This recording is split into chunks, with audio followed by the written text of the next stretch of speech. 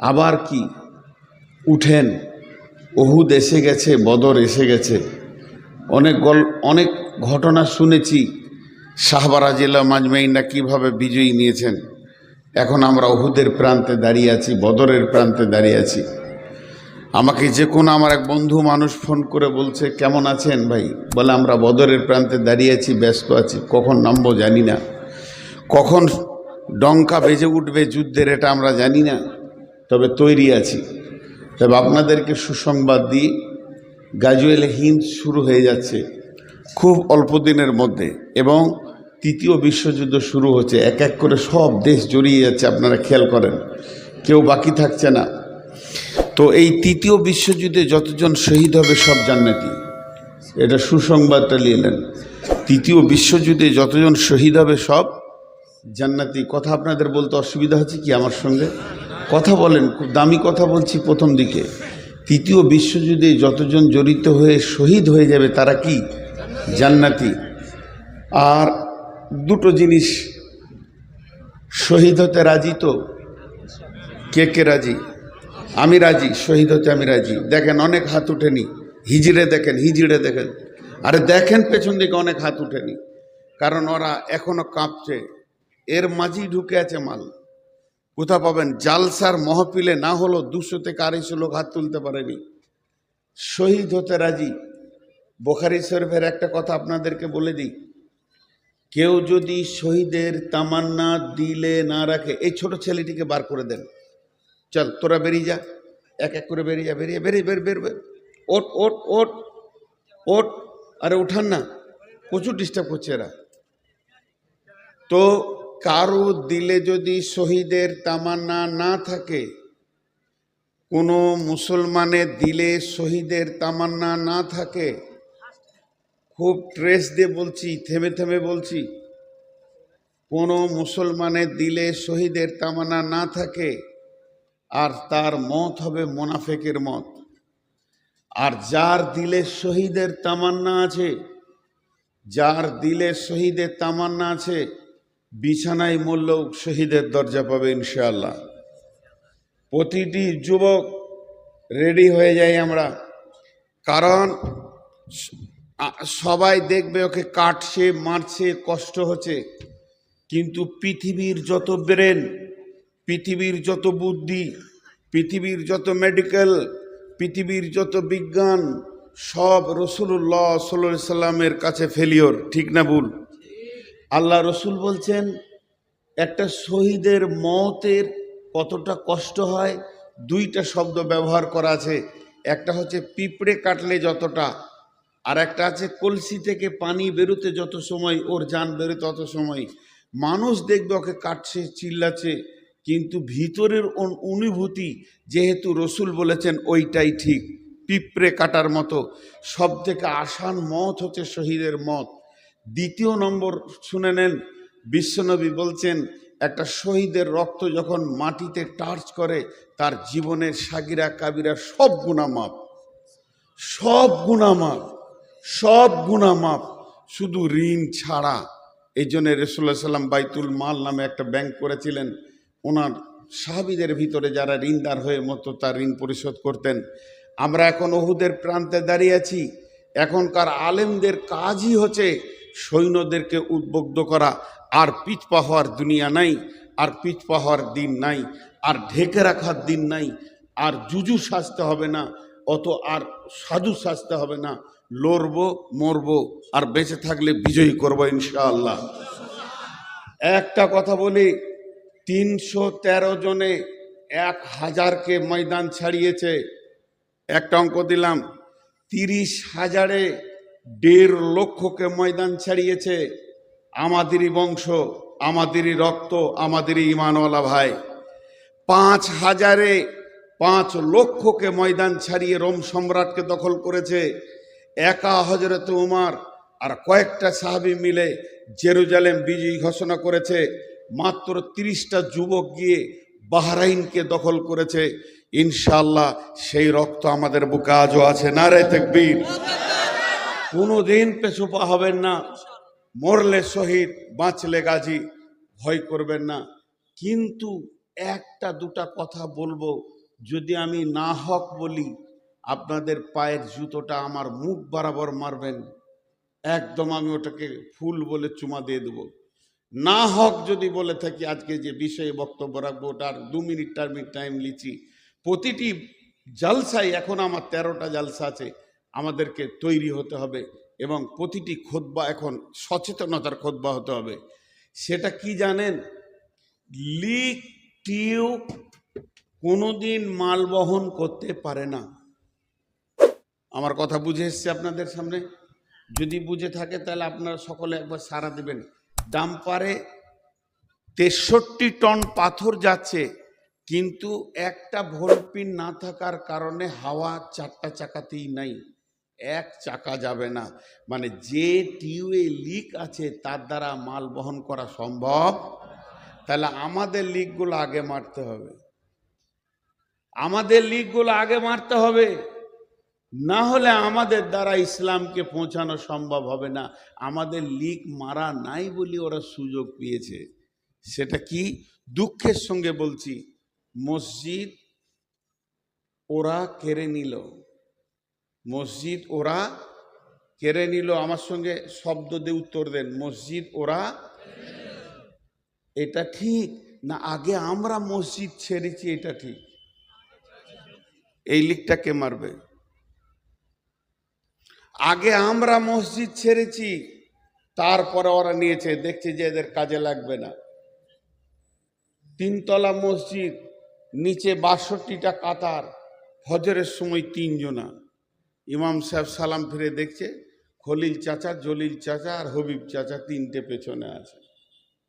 এর জন্যে কাউকে দোষ দেবে না, আমাদের লিক হয়ে গেছে টিউব।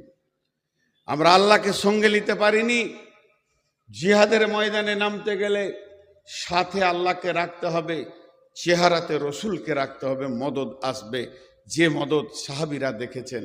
এই জন্যে সূরা নূরের একটা আয়াত আপনাদের সামনে বলে আজকে আমি মেন বক্তব্যে চলে যাব। ওয়াদাল্লাহুল্লাযীনা মিনকুম ওয়াদাল্লাহুল্লাযীনা আমানু মিনকুম ওয়া আমিলুস সলিহাতি লা ইস্তাখলিফান্নাহুম ফিল আরদি কামাস্তাখলাফাল্লাযীনা মিন কাবলিকুম। আল্লাহ বলছেন, স্বয়ং আরশওয়ালা বলছেন, আল্লাহ বলছেন তোদের সঙ্গে আমি ওয়াদা করছি। আল্লাহ ওয়াদা করছেন, যার কোনো সন্দেহ নাই। তোরা সকলে ঈমান আন, 100% মসজিদে ঢুকে যা। যেমন সাহাবীরা সারা বিশ্বে ছড়ি ঘুরিয়েছে, আজকে তোদের পায়ের তলে বিশ্বটা করে দেব। এটা নগদ লাভ। কোনো মন্ত্রীকে ডেপুটেশন দিতে হবে না, শুধু একজনকে রাজি করেন, একজন, 1000 জনকে লয়, গোটা পৃথিবীকে আল্লাহ পায়ের তলায় করে দেবে। শাসন করবে এই মুসলমান, শাসিত হবে অন্য জাতি। রাজনৈতিক জ্ঞান মুসলিম ছাড়া পৃথিবীর অন্য কোনো জাতির মাথায় আছে? দেশ চালাতে কি মুসলিম ছাড়া কেউ পারবে? হ্যাঁ, এদের নেতা কিভাবে দেশ চালিয়েছে, বিধবা এতিম দুঃখ কেউ কাঁদেনি, তাদের চোখের পানি মুছে গেছে, এতিমরাও পর্যন্ত সান্ত্বনা পেয়েছে। আর ছোট্ট একটি সূরা, লি ইলাফি কুরাইশ ইলাফিহিম রিহলাতা শিতাই ওয়াস সাইফ ফালিয়াবুদু রব্ব হাযাল বাইত আল্লাযী আত'আমাহুম মিন জু'ইন ওয়া আমানাহুম মিন খাউফ। দুটো আয়াত মাথায় ভরেন, দুটো, বেশি লয়। আল্লাযী আত'আমাহুম মিন জু'ইন ওয়া আমানাহুম মিন খাউফ। একটা মসজিদের দিকে এটা আয়াতটা নাজিল হয়েছে, কাবা শরীফকে কেন্দ্র করে। আমি আপনাদের গায়ে মসজিদটাকে এইদিকে পশ্চিমে আছে একটা, মসজিদের দিকে যদি আঙ্গুল তুলি দিয়ে বলি এই ঘরের মালিকের নাম কি, আপনারা উত্তর কি দিবেন? আল্লাহ। আল্লাহ বলছেন ওই ঘরের মালিকের তোরা পূজা কর, ওই ঘরের মালিকের পায়ে তোরা মাথা নামা, ওই ঘরের মালিককে তোরা ইবাদত কর, ওই মালিকের গোলামি কর। ওই মালিক তোদেরকে দুটো জিনিস দিবে, অভাব মুক্ত করবে। আল্লাযী আত'আমাহুম মিন জু', তোদেরকে খাওয়াবে অভাবের সময়। ওয়া আমানাহুম মিন খাউফ, দ্বিতীয় যে দিক থেকে তোদের উপরে অত্যাচার আসবে তিনি দায়িত্ব নিয়েছেন নিরাপত্তা দিয়ে তোদেরকে ঘিরে রাখবে। আমাদের বিশ্বাস নাই, আমাদের বিশ্বাস নাই, আমাদের বিশ্বাস নাই। বিশ্বাস আছে মুখে, দিলে নাই যে ওই ঘরওয়ালা আমাদেরকে কি করে ওখান থেকে পারবে। আল্লাহ 1 সেকেন্ড লাগবে না। যে মোদি মুসলমানদের কলিজা খেতে চাইছে, আল্লাহ যদি ইচ্ছা করে ওকে আজ রাতেই ইমান দিবে, কাল সকালে ও আর মোদি থাকবে না, মুসলিম হবে ইনশাআল্লাহ। তা সেই মাবুদকে রাজি করার জন্য আমরা রেডি হয়ে যাই। এই বার্তাটা সব জায়গায় পৌঁছাচ্ছি। আপনারা একবার মুখ খুলেন। আব্রাহা বাদশাকে ধ্বংস করতে বড় পাথর আনতে হয়নি, আবাবিলের ছোট কাঁকড়ে ধ্বংস হয়ে গেছে। কোরআন বলছে সেই আল্লাহ এখনও আছে। নমরুদকে জুতিয়ে মেরেছে ওই আল্লাহ এখনও আছে। ফেরাউনকে ডুবিয়ে মেরেছে ওই আল্লাহ এখনও আছে। নির্বাচন করে আল্লাহর গদি চেঞ্জ হয়নি। আজও যদি আমরা আল্লাহকে রাজি করি, যত ফেরাউন নমরুদ আছে আল্লাহ জুতিয়ে ডুবিয়ে মারবে ইনশাআল্লাহ। কিন্তু কাজ হচ্ছে আমাদেরকে এগিয়ে যেতে হবে। এখন আমার বার্তা আপনাদের কাছে পৌঁছানো হলো। আমরা সকলে রেডি তো ইনশাআল্লাহ? নারায়ে তাকবীর। আমি আপনাদের সামনে আয়াত পড়েছি কবর সম্পর্কে। তার তো 20 মিনিট। এই বক্তালি এসো, 12টায় ছাড়বো, 1 সেকেন্ড আগে যাব না। তোমরা কি করে সভা চালাবে এর জন্য আমি দায়ী নই। বক্তা নিয়ে এসে হাজির করে দাও। আল্লাহ তাবারাক ওয়া তাআলা 4-5টা কথাতে আমার জিন্দেগিকে বেঁধে রেখেছেন। আমরা একটা সফরে আছি। আমাদের সফর শুরু হয়েছে আত্মা জগৎ থেকে। সফর শেষ হবে আমাদের জান্নাতে গিয়ে। আত্মা জগৎটা কোথায়? খুব ছোট ছোট করে বলবো, বেশি লম্বা সময় নিব না। আত্মা জগৎটা কোথায়? জান্নাতুল ফেরদাউসের ভিতরে একটা ময়দান আছে, তার নাম আত্মা জগৎ। কেন ওই নামটা হলো? হযরত আদম আলাইহিস সালামকে ওই জায়গাতেই আল্লাহ নিজের হাতে বানিয়েছিলেন এবং প্রাণ দিয়েছিলেন। আর আদমের পিঠে হাত দিয়ে সমস্ত আত্মাগুলো আল্লাহ ওখানে বানিয়ে রেখেছেন, স্টোরেজ করে রেখেছেন, জমা করে রেখেছেন। কিয়ামত পর্যন্ত যত মানুষ পৃথিবীতে আসবে পালাক্রমে, কে কোন সালে আসবে আর ক তারিখে যাবে, ক তারিখে আসবে আর ক তারিখে যাবে, এটা আল্লাহ নিজে কন্ট্রোল করছেন। তিনি হলেন কন্ট্রোলার। সেইটা হলো আত্মা জগৎ। আমরা সেখান থেকে এসেছি। এই ওখান থেকে কিন্তু এই দেহ আসেনি। দেহ মা বাপের ক্রসে শুক্রাণু ডিম্বাণু দিয়ে এই দেহটা তৈরি হয়েছে, পুতুলটা তৈরি হয়েছে। 120 দিন লেগেছে মায়ের পেটে দেহটা পূর্ণাঙ্গ হতে। তারপরে ওই আত্মাটা এসে ওখানে আল্লাহ দিয়েছেন ফেরেশতা মাধ্যম, দেহটা সঞ্চার হয়েছে, দিয়ে এই পৃথিবীতে আমরা এসেছি। আল্লাহ বলছেন বিসমিল্লাহির রহমানির রহিম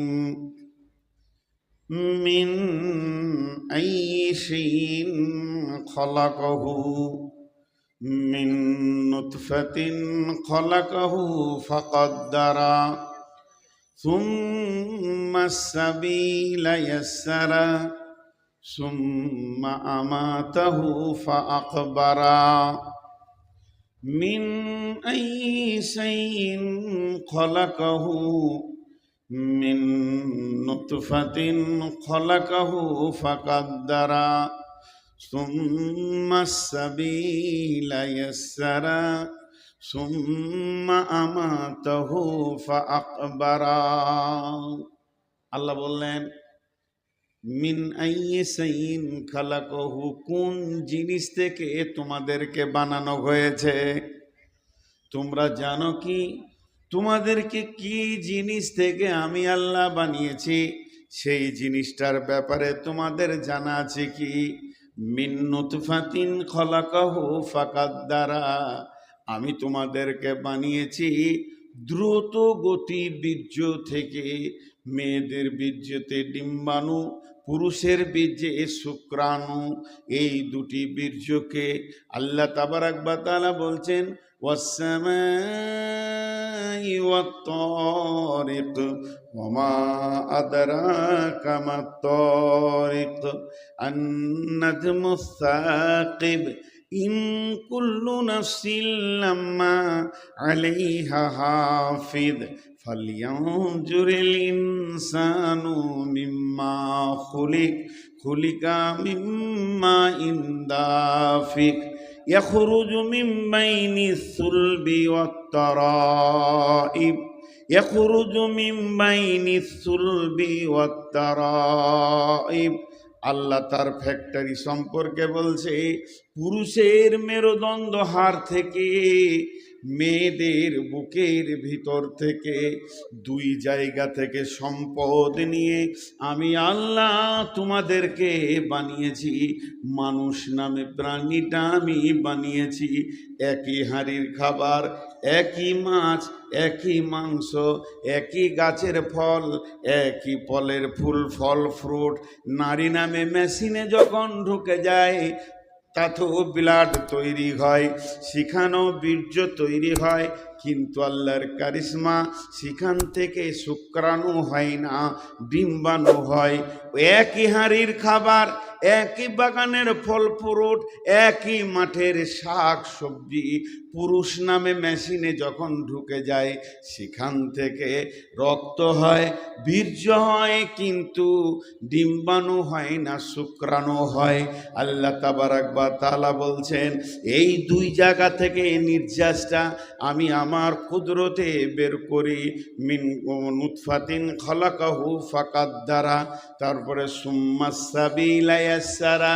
তুমি যে পৃথিবীতে এসেছো, তোমার রাস্তাটা কিসের রাস্তা? সেটা হাই রোড ছিল না, সেটা রেল লাইন ছিল না, সেটা বড় গেট সোনার বানানো ছিল না, চাঁদির বানানো ছিল না। আমি আল্লাহ তোমাকে দুইবার পেচ্ছাবের রাস্তা দিয়ে বের করেছি। তোমার মূল্যটা তুমি দেখে নাও, তোমার মূল্যটা তুমি জেনে নাও।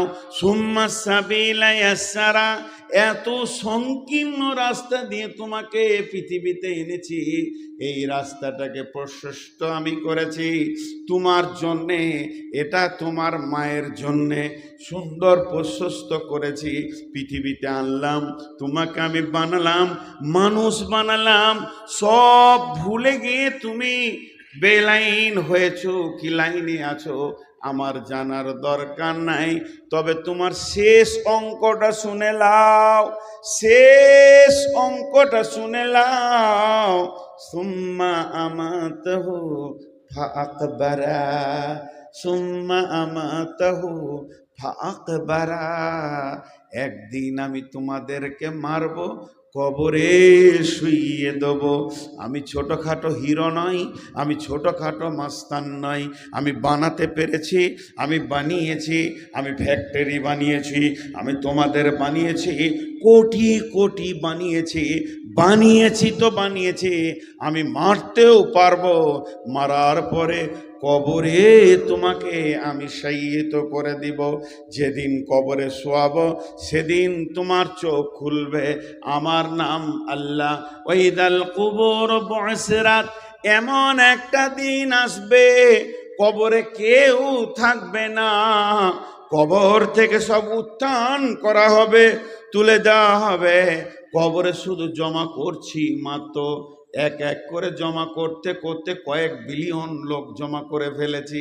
আল্লাহ জন্মের ব্যাপারে বলছেন, ইয়া আইয়ুহান নাসুত্তাকু রব্বাকুমুল্লাযী খালাকাকুম মিন নাফসিন ওয়াহিদাতিন ওয়া খালাকা মিনহা যাওজাহা ওয়া বাসসা মিনহুমা রিজালান কাসীরান ওয়া নিসা ওয়াত্তাকুল্লাহাল্লাযী তাসালুনা বিহি ওয়াল আরহাম ইন্নাল্লাহা কানা আলাইকুম রাকিবা। হে বিশ্ব মানব সকল, ওই আল্লাহকে ভয় করো। সে আল্লাহ কত ক্ষমতাবান। একটা মানুষকে হাত দিয়ে তৈরি করেছে, তৈরি করার পর তার পাশলি হাড্ডি এবং আত্মা সম্পৃক্তে তার বিবিকে বানিয়েছে। তাহলে একটা নারী হলো, পুরুষ হলো, এই দুটি মেশিন দিয়ে সারা পৃথিবীতে ও বাচ্চা মিন হুমা গোটা বিশ্বটাকে ভরে দিয়েছে মানুষ আর মানুষে। অনেক নারী এবং অনেক পুরুষে ভরে গেছে।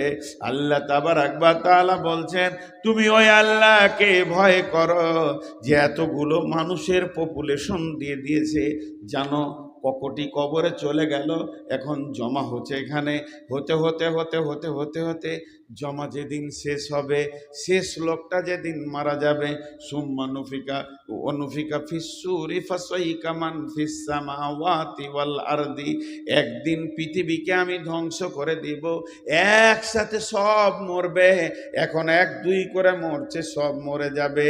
আর ইল্লা মান শা আল্লাহু সুম্মা নুফিকা ফিহি উখরা, এবং দ্বিতীয় সুর যখন ফুঁকব, কবর থেকে সবগুলোকে তুলে হাসরের ময়দানে জমা করব। কবর একটা জায়গা, কতদিন এখানে থাকতে হবে? কি হয়েছে এটা? অনুরোধ, আপনার সময় 12:30 পর্যন্ত। আপনার অনুরোধ আমি না মানি না, কারো অনুরোধ মানব না। 8 তারিখে ডেট নিয়েছেন, ও কোন স্যার এসেছিল ওটা আমি দেখবো না। 8:30 8 তারিখে ডেট নিয়েছে না জি?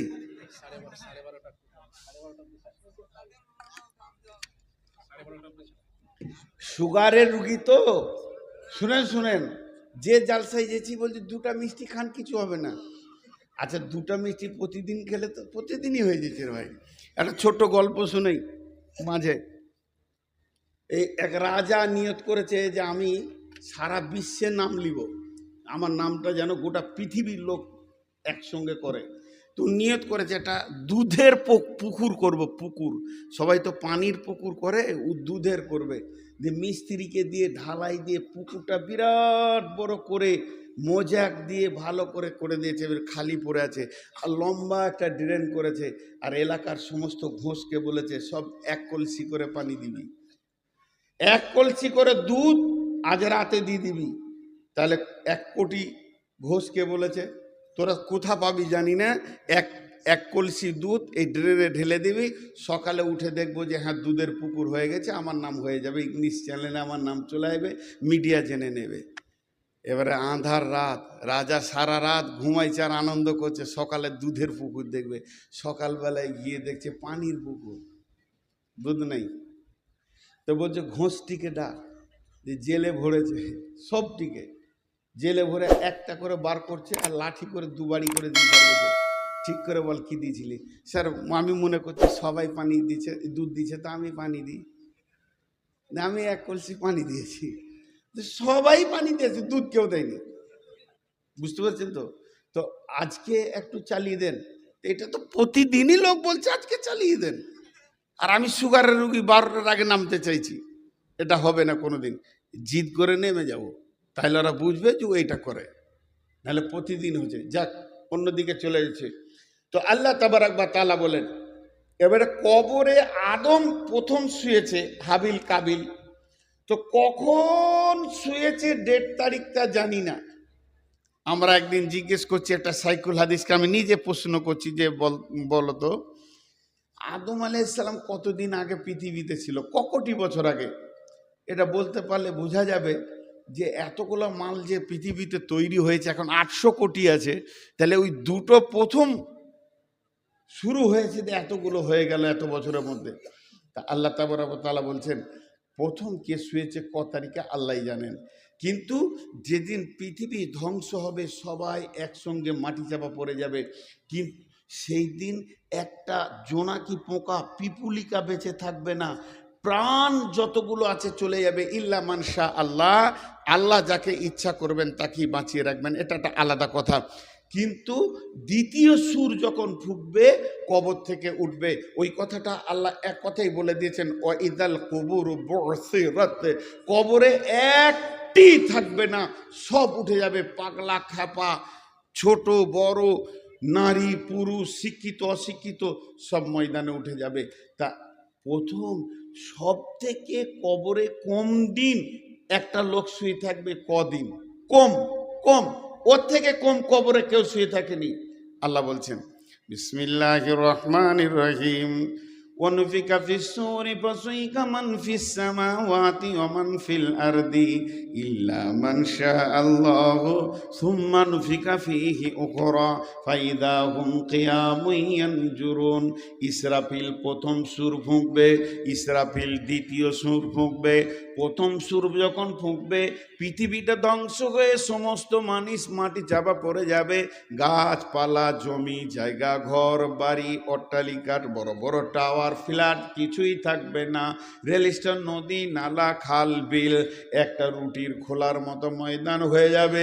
সমস্ত মানুষ যারা কবরে আছে কবরে থাকবে, আর যারা বেঁচে আছে তারা কবর অটোমেটিক তাদের হয়ে যাবে, মাটি চাপা পড়ে যাবে। তারপরে দ্বিতীয় সুর যখন ইসরাফিল ফুঁকবে সবাই কবর থেকে উঠবে। তাহলে প্রথম সুর থেকে দ্বিতীয় সুর পর্যন্ত সময় থাকবে 40 বছর। 40 বছর, তার মানে কবরে যে সব থেকে কম সময় ঘুমাবে আল্লাহ তাকে 40 বছর কবরে রাখবি।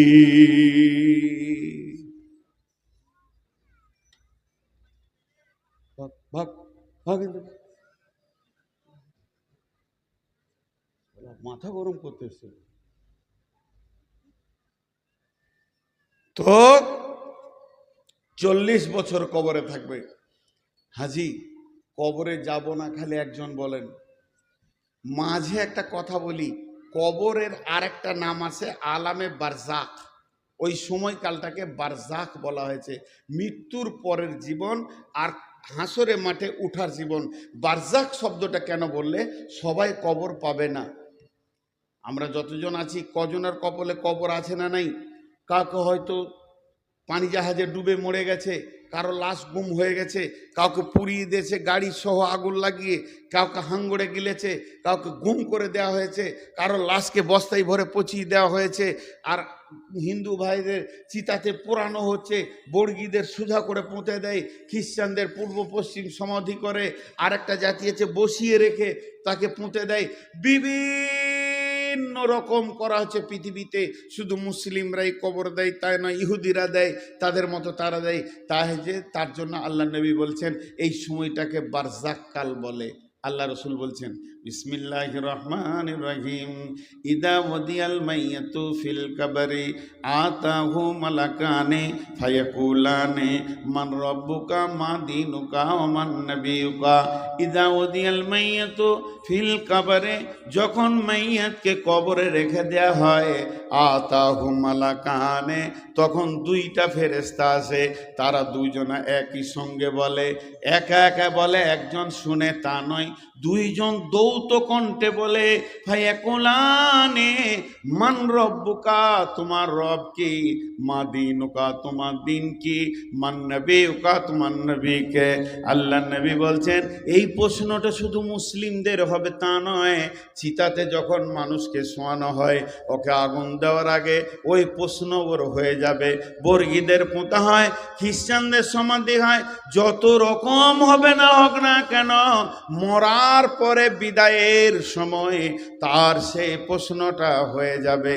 ইয়ার আল্লাহ নবী বলছেন এই 3টি প্রশ্ন থেকে পৃথিবীর কোনো মানুষ বাদ যাবে না।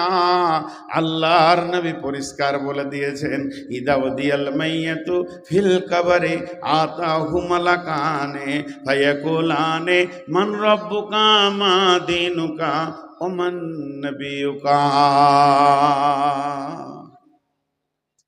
একটি মজার কথা কি, এখানে একটা মাইয়াত হয়েছে, জি, লাশটা এখানে পড়ে আছে। কোনো একজন ইমামতি করবেন, সবাইকে বলছে ভাই সকল, জানা যায় যে সব লোক এসছেন, আপনারা কাতার সোজা করে দাঁড়িয়ে যান। সব দাঁড়িয়ে গেল। যতটি লোক এসছে সবারই ধারণা আমরা বিদায় দিতে এসছি একটা লোককে। সবারই ধারণা হাজী সাহেব মারা গেছেন, ওকে বিদায় দিতে এসছি।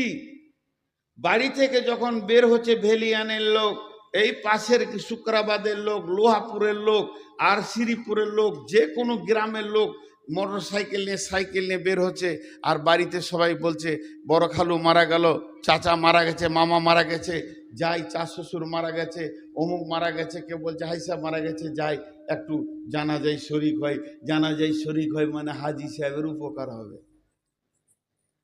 না, জানাজায় শরিক হয়, মাইয়েতের কিছু লাভ নেই। চলেন দুটি জিনিস খেয়াল করেন। বিসমিল্লাহির রহমানির রহিম। আফালা ইয়ালামু ইযা বুসিরা মা ফিল কুবুর ওয়া হুসিলা মা ফিস সুদুর ইন্না রাব্বাহুম বিহিম ইয়াওমাইদিল লাখাবীর। আল্লাহ নবী বলছেন, যখন তুমি গোরস্থানের কাছে যাবে, আপনাদের পেছনে গোরস্থান রয়েছে, তো ওখানে গিয়ে বলো আসসালামু আলাইকুম ইয়া আহলাল কুবুরি ইয়া আহলাদ দিয়ার ইয়াগফিরুল্লাহু লানা ওয়া লাকুম ওয়া আনতুম সালাফুনা ওয়া নাহনু বিল আসরি। আমি মজলিসে উঠলাম, আসসালামু আলাইকুম, অপেক্ষা করলাম আপনারা সালামের উত্তর দিবেন, কিন্তু দুই জায়গায় অপেক্ষা করা যাবে না। রাস্তায় দেখা হলো আসসালামু আলাইকুম, ওয়ালাইকুম সালাম, দুই জায়গায় অপেক্ষা করা যাবে না। একটা হলো যখন মসজিদে ঢুকবেন, ওয়াসসালাতু ওয়াসসালামু আলাইকা ইয়া রাসূলুল্লাহ আল্লাহুম্মা ইফতাহলি আবওয়াবা রাহমাতিকা, ডান পাট আগে দিয়ে আসসালামু আলাইকুম বলে ঢুকে গিয়ে মসজিদের প্রথম ইবাদত হচ্ছে 2 রাকাত সালাত, 2 রাকাত তাহিয়াতুল মসজিদ পড়ে নাও। তাহলে এখানে জানো যে আল্লাহর কোনো ফেরেশতা, কোন নেক বান্দা, কোনো জিন আছে, মসজিদে গিয়ে তুমি সালাম দাও, সালামের উত্তর ঠিক দেনেওয়ালা আছে, উত্তরের অপেক্ষা তুমি করিয়া না। আর যখন তুমি কবরস্থানে যাবে, গোরস্থানে তুমি সালাম দাও, সালাম দাও মানে ওখানে সালামটা হয়ে যাবে দিয়া, হে কবরবাসী, ও যত মৃত্যু ব্যথিত কবরবাসী শুয়ে রয়েছ, তোমাদের আত্মারা মৃত্যু যন্ত্রণা সহ্য করে নিয়েছে, এখন নীরব নগরে শুয়ে আছো, আমি একজন জীবিত তোমাদেরকে দোয়া দিছি, তোমাদের ওপরে আল্লাহর শান্তি বর্ষিত হোক।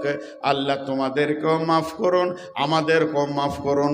তোমরা আগে এসেছো, তোমাদের সময় কাল আগে ছিল, তোমরা আগে পৌঁছে গেছো, আমরাও পেছনে পেছনে তোমাদের এই জায়গাতেই আসব।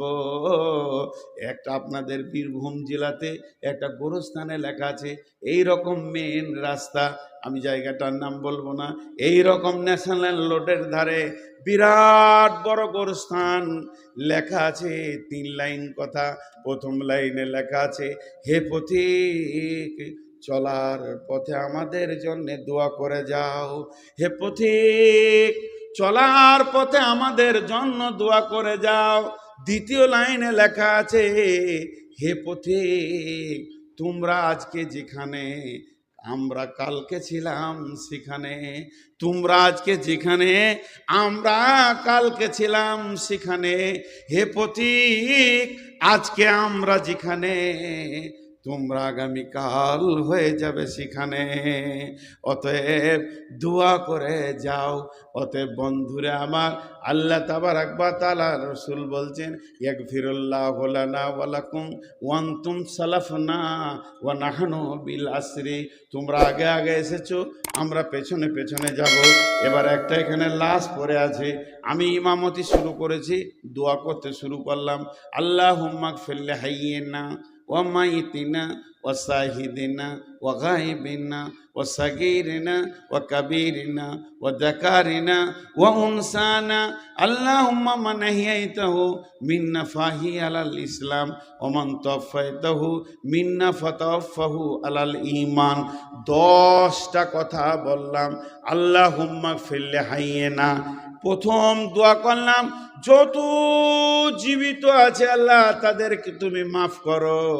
আগে জীবিত এসেছি মেইয়েতকে দাফন করতে, দোয়া দিছি জীবিতদেরকে দ্বিতীয়বারে বললাম, ও মাইতিনা, মৃত্যু ব্যক্তিকে তুমি মাফ করো, ও শাহিদিনা ওয়া গায়েবিনা, যে হাজির আছে তাকে মাফ করো, যে গায়েব আছে আসতে পারেনি তাকে মাফ করো, ও যাকে সাগিরিনা ওয়া কাবিরিনা, ছোটদের মাফ করো, বড়দের মাফ করো, ও যাকারিনা ওয়া উনসানা, পুরুষকে মাফ করো, নারীকে মাফ করো।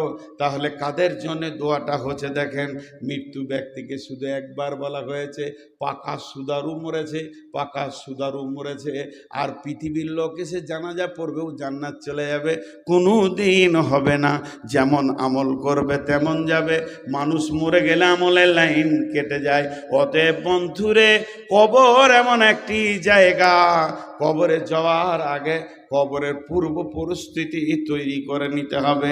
আল্লাহ নবী বলছেন, সেই মাইয়াতকে যখন প্রশ্ন করা হবে, মাইয়াত যদি ঠিক ঠিক ঠিক উত্তর দিতে পারে, মাইয়াত যদি ঠিক ঠিক উত্তর দিয়ে দেয়, তার জন্য জাহান্নামের দরজাটা খুলে দেওয়া হবে। জাহান্নামের আগুন যেন ছিঁড়াছিঁড়ি করছে, গর্জন মারছে।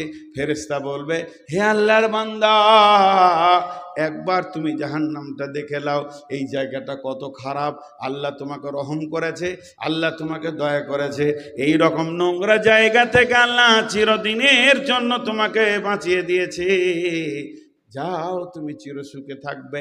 আর যদি উত্তর না দিতে পারে, জান্নাতটা এক ঝলক দেখে দিয়ে বলা হয়, হতভাগা বদনসিব রে, এত সুন্দর জায়গা থেকে বঞ্চিত হয়ে গেলি বদ আচরণের কারণে। কবর একটা জায়গা, কবর একটা জগৎ। আম্মাজান আয়েশা বলছেন, আমি বাড়িতে আছি, একটা ইহুদিদের মেয়ে আসলো আমার কাছে ভিক্ষা চাইতে, ইহুদিদের মেয়ে। তো আমাকে বললো, আম্মাজান আয়েশা, বাড়িতে কিছু আছে, আমাকে দেন। তো আমি গোটা ঘরে দেখলাম কিছু নাই, ইয়া রাসূলুল্লাহ। দুটো খেজুর ছিল, ওর হাতে দিলাম। তো খেজুর দুটো যখন ও হাতে পেল, তো আমাকে দোয়া দিল, আল্লাহ যেন তোমাকে কবরে আযাব থেকে মুক্তি দান করেন, কবরে আযাব থেকে মুক্তি দান করেন।